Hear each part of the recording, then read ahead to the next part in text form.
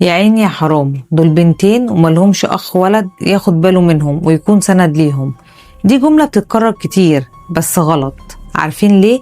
لأن البنات هي اللي بتخلي بالها من أخوها ومن أبوها ومن أمها ومن ولادها. البنت مش بس أخت، دي القلب الحنين، دي الأمان وسند وقت الشدة. ممكن تكون أصغر منك بس قلبها كبير، ولو شافتك مهموم تشيل عنك الهم من غير ما تقول.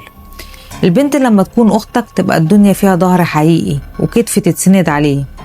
أختك هي اللي تحب تتكلم معاها لأنها تفهمك من جواك. أختك هتفرح لك من قلبها وتزعل لزعلك وما تتحملش عليك كلمة، وهتسامحك لو جيت عليها. أختك هتدعي لك من غير ما تعرف. أختك عمرها ما هتسرقك في ورث. الإخوات الولاد اللي ملهمش أخت بنت هما اللي يستحقوا جملة يا عيني ده ملهمش أخت سند. لأن باختصار البنت هي الحضن الحنين، هي المكان اللي تحب تروح له وتفضفض، هي السند لكل اللي حواليها. البنت هي الحياة بكل تفاصيلها. تحية لكل بنت وسيدة.